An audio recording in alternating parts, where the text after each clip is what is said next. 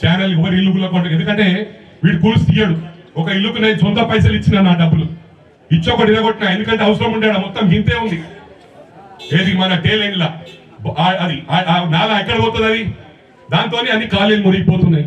ఇలా హైదరాబాద్ మూసిని కూడా ఏదో గౌరవం మన మాజీ గౌరవ ముఖ్యమంత్రి కేసీఆర్ గారు ఫామ్ హౌస్ కు రోడ్ చేయని కూల్చిండు. రంగనాయక సాగర్ గురించి కూలిస్తే ఆ రంగనాయక సాగర్ తోనే ఆయన 100 ఎకరాలు సాగు చేసుకుంటుండు. ఎవరైనా జాగిర్రా భయ్, నీ ఫామ్ హౌస్ కోసమేమో విలేజ్ గురుస్తాం. ఇవాళ గౌరవ ముఖ్యమంత్రి రేవంత్ రెడ్డి గారు ఆయన ఫామ్ హౌస్ ఉందా? మరి ఇంకొకటి చెప్తున్నా, ఇక్కడ దామోదర్ రాజ నరసింహన్న నాకు పెద్దన్న, ఏ పార్టీలున్నా కూడా నాకు స్నేహితునిగా ఉంటుండే. ఈ మల్లన్న సాగర్ ఇష్యూలో ఉద్యమం స్టార్ట్ చేసి కానీ ఎవరు రెచ్చగొట్టలే. మీరు ఒక ఇల్లు కూలిస్తే ఆయనను పట్టించుకున్న పాపాన పోలే. కేసీఆర్ రాలేడు, కేటీఆర్ రాలేడు, లాఠీ చార్జ్ పెట్టి రాత్రి వాస్తవమా కాదని చెప్పింది తమ్ముడు, వాస్తవమా కాదా? కేటీఆర్ రాలే, కేసీఆర్ రాలే, కేటీఆర్ రాలే అని బాధతో ఒక ఇల్లు కూలిస్తే ఆ ఇంట్లోనే ఆయన అదే కట్టెలు ఏవైతే కట్టెలు పడిపోయినా ఇల్లు కూలిస్తే దాంట్లోనే సజీవ దానం చేసుకున్న ఘనత ఈ నా కొడుకులకే దక్కింది. అరే ఇవన్నీ ఇలాంటి మీరు హైదరాబాద్ ప్రజలకు చెప్తా ఉన్నా, ఈ దొంగన కొడుకులు రెచ్చగొడతా ఉన్నారు. ఇలా ఎంతమంది అంతమంది ధనికులే. నేను కూడా ఇస్తా అన్నా, ఈ ఒక్కొక్క ఎమ్మెల్యే అనుకున్నా, ఒక లీడర్లు అనుకున్నా 25-30 కోట్లు కేసీఆర్ ఇచ్చిండు. ఎవరయ్య జాగిరని ఇచ్చిండు, మరి డబ్బులు ఏడికెళ్ళి వచ్చినాయో. ఇవాళ వాళ్ళ పార్టీ ఫండ్ కూడా ఎంత ఉంది తెలుసా? 1000 కోట్లు ఉంది పార్టీ ఫండ్. కేసీఆర్ గారి ఇంట్లోకెళ్ళి వచ్చిన ఈ ఫండ్. ఇవాళ బీద ప్రజలకు హెల్ప్ చేయాలంటే నేను బీజేపీ సోదరులకు కూడా చెప్తా ఉన్నా, రాజేందర్ అన్న అంట, ఇవాళ మీరు మంచి పొజిషన్లు అన్నా, కిషన్ రెడ్డి అన్న, అదేవిధంగా బండి సంజయ్ అన్న, మీరందరూ కూడా ఇనిషియేటివ్ తీసుకొని ఏవైతే అక్షంతలు అని చెప్పి మీరు ఈ తెలంగాణ రాష్ట్రంలో అయోధ్యకు గుడికి ఫండ్స్ పంపించిన ఘనత మీకే దక్కింది. హ్యాట్స్ ఆఫ్ తెలియజేస్తా ఉన్నా. మరి అదే విధంగా ఈ డిస్టర్బ్ చేసే బదులు ఇవాళ స్వార్థంతో చేయట్లేదు. ఏదైతే హైడ్రా ప్రారంభించిర్రో ఫ్యూచర్ లో దృష్టిలో పెట్టుకొని ఇవాళ మునగలేదు. ఇవాళ మునగకపోతే రేపు మునగదా? విజయవాడ మునిగింది, గతంలో మునిగిందా? విజయవాడలో ఏమైంది పరిస్థితి అని చెప్పి అడుగుతా ఉన్నా.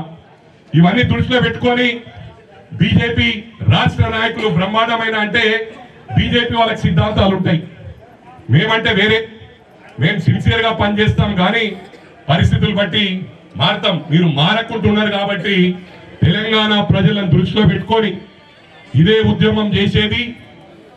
కొంతమంది అపార్ట్మెంట్లు ఎవరైతే నష్టపోయినరో వాళ్ళని ఇనిషియేటివ్ తీసుకొని ఒక కిషన్ రెడ్డి గారు 2-3 అపార్ట్మెంట్లు, ఒక 200 కుటుంబాలు పోయినాయంటే వాళ్ళు ఎట్లా సబ్సైడ్ చేయాలి? మీరు అడిగితే మీరు మంత్రులు, సెంట్రల్ క్యాబినెట్ మంత్రులు కాబట్టి మీరు అడిగితే ఎవరు 5-10 లక్షలకు తక్కువ ఇయ్యరు. మీరు ఒక నెల రోజులు కాన్సన్ట్రేట్ చేస్తే ఈ సమస్య పోతుంది. రేపు విజయవాడ కాదు మన హైదరాబాద్ అని చెప్పి కూడా ఈ సందర్భంగా తెలియజేస్తా ఉన్నా. ఇవన్నీ గమనించండి.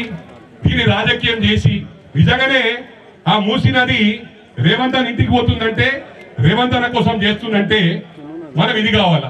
ఇవాళ ఇష్టారాజ్యంగా నోటికి వచ్చినట్టు కొంతమంది ఏంటంటే వాంటెడ్లీ క్రియేట్ చేసే వాళ్ళు. ఎందుకంటే ఇలా తెలంగాణ ఉద్యమంలో బాగా అలవాటు, ప్రజలను ఎట్లా రెచ్చగొట్టాలా, ఎట్లా వాళ్ళ పానాలు తీయాలా, తెలంగాణ సాధించుకోవాలా, కూర్చోగానే అందరం ఒకటే అని మా కేటీఆర్ రాజులతో దోస్తాన్ చేయాలి. ఇవన్నీ గమనించాలి మనను. ఇంకా 2 రోజుల్లో హరీష్ రావు అజీజ్ నగర్ వస్తున్నా. ఇంకో 2 రోజుల్లో 70 ఎకరాలు ఇది ఏడుంది షాద్ నగర్ దగ్గర RRR వస్తుంది. ఆ RRR లో పోకుండా మీ జాగా సేవ్ చేసినాం. గౌరవ ముఖ్యమంత్రి గారి ఇంటి ముందు ధర వేస్తానులకి వెళ్ళి పోకపోతే RRR, అరే మంది సొమ్ము మంగళవారం అంటావు. 70 ఎకరాలు ఈ 70 ఎకరాలకి వెళ్ళి పోనీరా భయ్, ఎందుకు పోతలేదని అడుగుతా ఉన్నా. ఇదంతా స్కామ్లే. ఔటర్ రింగ్ రోడ్ అప్పుడు మొత్తము స్కామ్లే. పార్టీ ఆఫీసులు కట్టుకున్నారు, ఇలా సెక్రటరేట్ కట్టిర్రు, అది కూడా చెప్పినా కదా, ఏమో నిధులు వెళ్ళినాయాడ. ఇలా సెక్రటరేట్ ఏడపోయినా కూడా కారుతున్నది మొత్తం. ఎవరి కోసం చేసింది ఇవన్నీ? బీదోళ్లను మీరు అనుకుంటే బీదోళ్ళు లేకుండా చేయొచ్చు. అట్లా ముందుకు రండి. కాంగ్రెస్ పార్టీ తరఫున మేము ముందుకు వస్తాం. గౌరవ ముఖ్యమంత్రి గారు ప్రభుత్వం తరఫున ఏం చేయాలో చేస్తాడు. మేము కాంగ్రెస్ పార్టీ తరఫున మేము కూడా కాపాడుతాం. కొన్ని అపార్ట్మెంట్లు బీజేపీ వాళ్ళు కొందరిని కాపాడండి, టీఆర్ఎస్ వాళ్ళు కొందరిని కాపాడండి, టీడీపీ వాళ్ళు కొందరిని కాపాడండి. సత్తా ఉన్న నాయకులు తెలంగాణలో ఏంటంటే ఏదైనా బాధ వచ్చినా తట్టుకోరు, ఏదైనా సంతోషం వచ్చినా తట్టుకోరు. తెలంగాణ ప్రజలకు హైదరాబాద్ వాళ్ళకు విజ్ఞప్తి చేస్తా ఉన్నాం. ఇక్కడ మల్లన్న సాగర్లా ఇప్పుడు వస్తుంటే కూడా చూసినాం, ఆ వీడియోలు ఉండుంటాయి. ములుగు మండలంలో మాజీ గౌరవ ముఖ్యమంత్రి గారి నియోజకవర్గంలో రాత్రి జబర్దస్తి పోలీసులు పెట్టి లాఠీ చార్జ్ చేసి ఖాళీలు చేసి వాళ్ళని రేకుల కొంపల పెట్టి డబుల్ బెడ్రూమ్ గుడియలే అని ప్రమాణపూర్వకంగా తెలియజేస్తా ఉన్నా. కొంతమంది పాము కాటుకి బలైన వాస్తవమా కాదా? హైదరాబాద్ లో రెచ్చగొడతా ఉన్నారు. అవసరమైతే మొత్తం లారీలు కట్టుకొని ఇక్కడ మల్లన్న సాగర్ బాధితులు ఏడుస్తున్నారు. ఇలా ఏడుపులు కాదరా భోషుడికే? హరీష్ గారు అడుగుతున్నా, అప్పుడు ఏడుపు రాలేదా నీకు? మహానటుడని మా పార్టీ తరఫున ఈ రోజు హరీష్ రావుకు బిరుదునిస్తున్న వీళ్ళ ఏడుపు కాదరా భోషుడికే? చూడు, ఏడుస్తలేదా వీళ్ళు? ఇలా నడుపుతున్నావు. రైతులకు ఆత్కడి చేసిన ఘనత మీకే. రైతులకు మీద లాఠీకి చార్జ్ చేపించిన ఘనత మీకే. దళితులను నువ్వు మంత్రిగా ఉండి కేటీఆర్ మీ సొంత నియోజకవర్గంలో పొట్టు చంపిన ఘనత కూడా మీకే. పోలీసులు వాడుకుంది మీకే. మరి మీరు ఎందుకు రాబాయి కథలు పడుతున్నారు? హైదరాబాద్ ఇట్లా అవుతుంది వేదోల కోసమా? అరే అడ్డం ఎందుకు పండుకుంటావు? అడ్డం పండుకుంటా వేరే వాళ్ళు పండుకుంటారు, వాళ్ళ మీదకి వెళ్ళి జేసీబీ పోతుంది. మళ్ళా మీరు దాన్ని హైలైట్ చేసి మొత్తం రాష్ట్రాన్ని అగ్నిపాలు చేస్తారు. అంటే ఇలా డిస్టర్బ్ క్రియేట్ చేయాలన్నదే కంకణం కట్టుకొని పనిచేస్తున్నారు మీరు. అరే మీరు ఎవడోడు ఎంబడున్నాడో ఎవడోకి ఎన్ని పైసలు లేవు నాకు తెలుసు.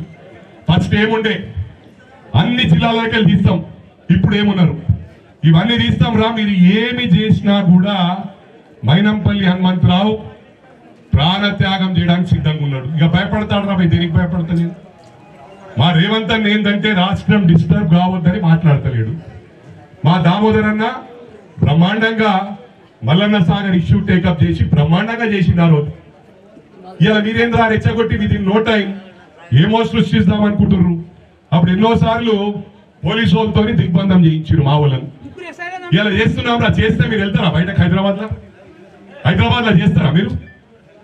సోషల్ మీడియా కూడా ఎవరైతే ఫాల్స్ ప్రొపగండా చేస్తా ఉన్నారో, ఇప్పుడు నేనంటే రెచ్చిపోను.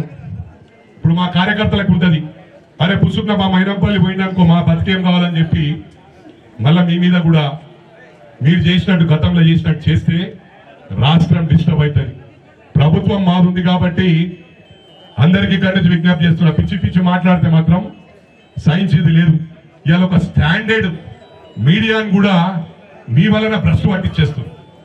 అరే ఇవాళ కూడా చూడండి, మంచి మీడియాలో ప్రచారం అవుతుందా? వాంటెడ్లీ కొంతమందితో చేయిస్తున్నారు. కొంతమంది పాపం బాధలు ఉన్నారు, ఆ బాధల్లో చెప్తున్నా మీకు అండగా ఉంటాం. ఒక కార్యాచరణ మేము ప్రిపేర్ చేసుకొని బయటకు వస్తాం. మిమ్మల్ని ఏ విధంగా కాపాడుకోవాలో మేము కాపాడుకుంటాం. వీళ్ళు రెచ్చగొడితే రెచ్చిపోతే మాత్రం చాలా ఇబ్బంది అవుతుంది. ఎందుకంటే నేను గ్రౌండ్ రియాలిటీ చూసినోని, ఫ్లడ్స్ లా తిరిగినోని. ఫ్లడ్స్ తో చాలా ఘోరంగా ఉంటుంది ఫ్యూచర్ లో. చెరువులని కబ్జా అయితే వాటర్ ఎక్కడ పోతుంది? రేపు విజయవాడలో వచ్చినట్టు వస్తే మాత్రం విజయవాడలో తక్కువ నష్టం జరిగింది, మన దగ్గర 50% చచ్చిపోతాం. మనకి ఇది గుర్తు పెట్టుకోండి. ఒక్క నిమిషం మన నీతో మాట్లాడుతున్నాను. ఒకటి మీరు గుర్తు పెట్టుకోండి, ఈ విధంగా మనం ముందుకు పోయినట్టయితే మన రాష్ట్రం బాగుపడుతుంది. ఇవాళ పెన్షన్లు ఇచ్చినా, డబుల్ బెడ్రూమ్ ఇచ్చినా, రైతు బంధు ఇచ్చినా, మహిళలకు బస్సులు ఫ్రీ ఇచ్చినా ఒకటి గమనించాలి, ఎవరయ్యా చాగిరి? వీడు ఏంటంటే ఇంట్లోకెళ్ళి ఇచ్చినట్టు మేము ఇంట్లోకెళ్ళి ఇయ్యనట్టు ఆర్గనైజ్ చేసుకోవాలన్నా వద్దా? ఏమున్నా ప్రజా డబ్బే. ఇవాళ ప్రాపర్ గా ప్లాన్ చేసుకోకుండా ఇష్టారాజ్యంగా పోతే మొన్న కొన్ని రోజులు శ్రీలంక పరిస్థితి వచ్చింది. శ్రీలంక పాకిస్తాన్ తింటందుకు లేకుండే. రేపు క్రైసిస్ లకు పోతాం. అసలైన తొలి వెలుగు. ఫాలో వాట్సాప్ @తొలి వెలుగు official.